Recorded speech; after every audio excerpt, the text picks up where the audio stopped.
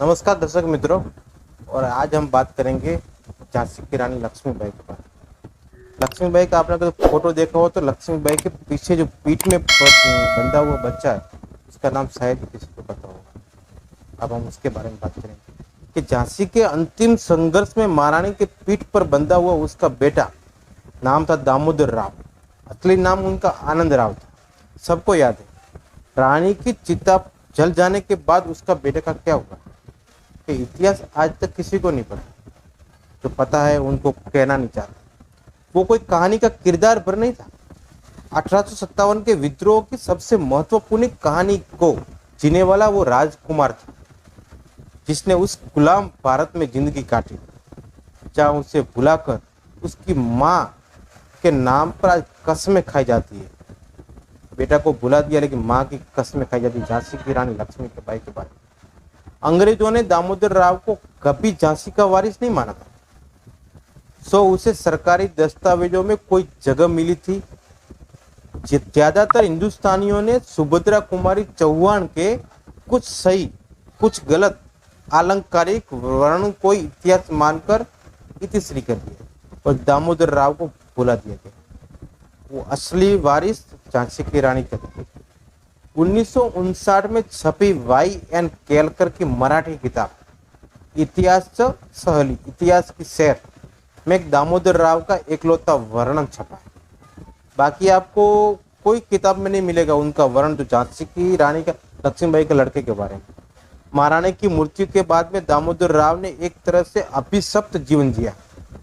उनकी इस बदहाली के जिम्मेदार सिर्फ फिरंगी नहीं थे, हिंदुस्तान के कुछ लोग भी बराबरी के हिस्सेदार थे।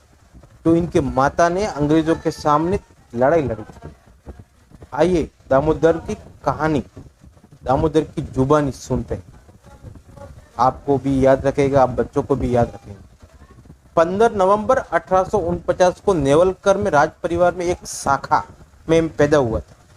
ज्योतिषी ने बताया कि मेरी कुंडली में राजयोग है और मैं राजा बनूंगा। ये बात मेरी जिंदगी में सबसे दुर्भाग्यपूर्ण ढंग से सच हुई। 3 साल की उम्र में महाराजा ने मुझे गोद लिए। गोद लेने की औपचारिकता स्वीकृति आने से पहले ही पिताजी नहीं रहे। तो झांसी की रानी के पति थे वो नहीं रहे। माँ साहिबा यानी कि महारानी लक्ष्मीबाई ने कलकत्ता में लॉर्ड डेलहौजी को संदेश भेजा कि मुझे वारिस मान लिया जाए, मगर ऐसा नहीं हुआ क्योंकि बाकी कोई बचा नहीं था। झांसी की रानी का पति वो मर गए थे और वारिस छोटा था। डेलहौजी ने आदेश दिया कि झांसी को ब्रिटिश राज में मिला दिया जाए। माँ साहिबा को 5000 सालाना पेंशन दी जाए। उसके साथ ही महाराजा की सारी संपत्ति भी माँ साहिबा के पास ही रहेगी। ये अंग्रेजों ने तय किया हुआ नियम था।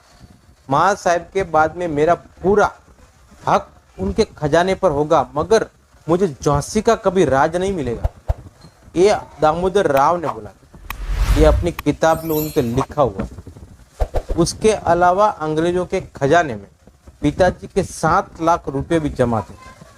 फिरंगियों ने कहा कि मेरे बालिग होने पर वो मुझे वापस लौटा दिया जाए, लेकिन फिर भी अंग्रेजों ने ऐसा नहीं किया क्योंकि अंग्रेजों ने कभी दामोदर राव को वारिस माना ही नहीं था।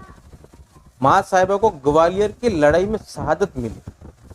मेरे सेवकों रामचंद्र राव देशमुख और काशीबाई और बाकी लोगों ने बाद में मुझे बताया कि माँ ने पूरी लड़ाई में अपनी पीठ पर वो बंधा हुआ था। मुझे खुद ये ठीक से याद नहीं है क्योंकि उस तरफ में बहुत छोटा था।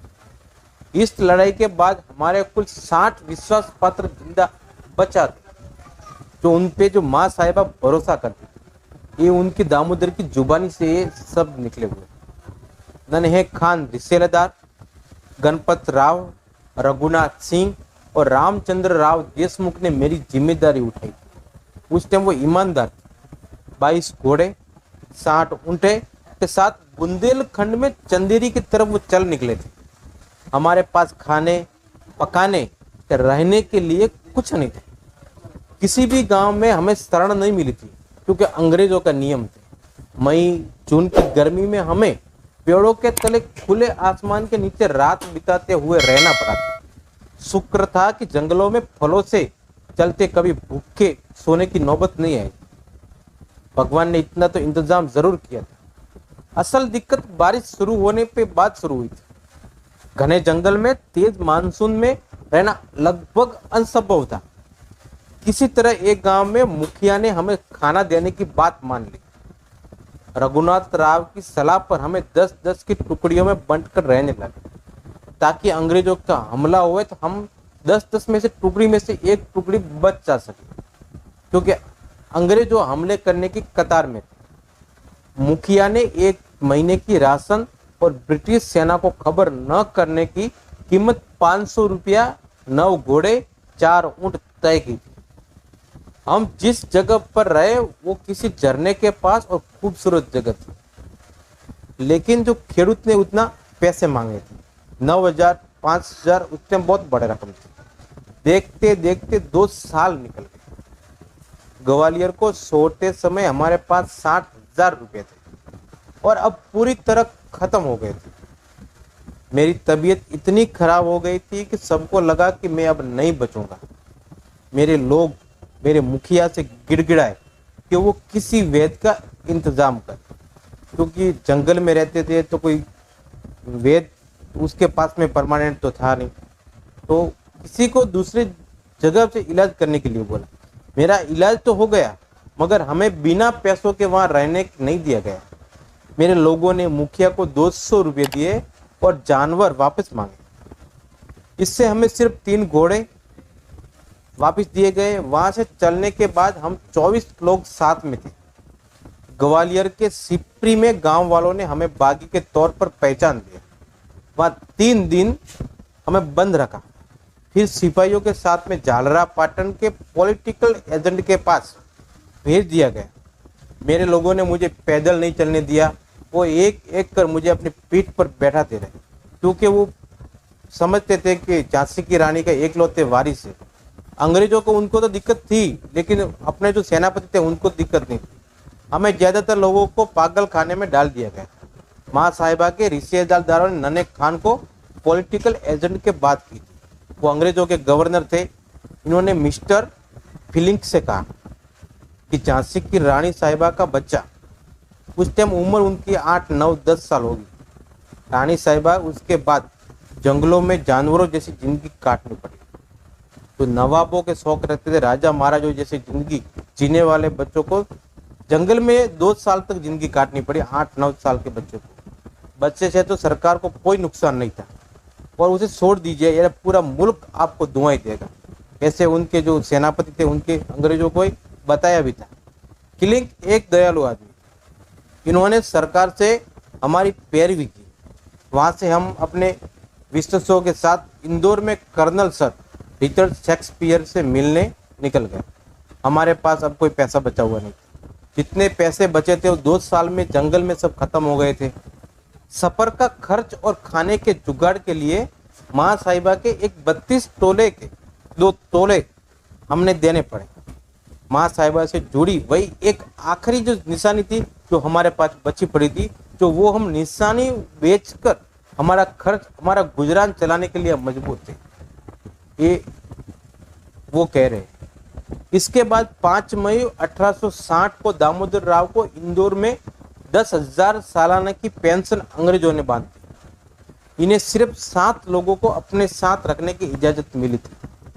ब्रिटिश सरकार ने 7 लाख रुपए लौटाने से भी इनकार कर दिया कि 7 लाख जो उनके रुपए है वो भी हम नहीं लौटाएंगे। दामोदर राव के असली पिता की दूसरी पत्नी ने उनको बड़ा किया। जो उसकी दामोदर राव के असली पिता थे उनकी दूसरी पत्नी थी। 1879 में उनके एक लड़का लक्ष्मण राव हुआ। दामोदर राव के दिन बहुत गरीबी और गुमनामी में बीते। उसके बाद भी अंग्रेज उन पर कड़ी निगरानी रखते थे। दामोदर राव के साथ उनके बेटे लक्ष्मण राव को भी इंदौर से बाहर जाने की इजाजत नहीं थी। उनके ऊपर बड़े पहरेदार लगाए हुए, क्योंकि उनको पता था कि ये कुछ करने वाले। इनके परिवार वालों आज भी इंदौर में झांसी वाले सरनेम के साथ में रहते। इंदौर जाओ तो कभी पूछना कि झांसी वाला सरनेम के साथ में रहते। रानी के एक सौतेला भाई चिंतामन राव तांबे भी था। तांबे परिवार इस समय पुणे में रहता है। झांसी के रानी के वंशज इंदौर के अलावा देश के कुछ अन्य भागों में भी रहते हैं, लेकिन अभी गुमनामी में जिंदगी वो जीते हैं। वे अपने नाम के साथ झांसी वाले जरूर लिखा करते हैं।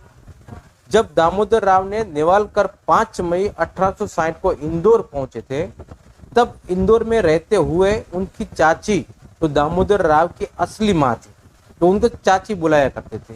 बड़े होने पर दामोदर राव का विवाह करवा देती, लेकिन कुछ समय बाद दामोदर राव की पहली पत्नी का देहांत हो जाता। दामोदर राव की दूसरी शादी लक्ष्मण राव का जन्म हुआ। दामोदर राव का उदासीन तथा कठिनाई भरा जीवन 28 मई 1900 को इंदौर में समाप्त हो गया। अगली पीढ़ी में लक्ष्मण राव के बेटे कृष्ण राव और चंद्रकांत राव हुए।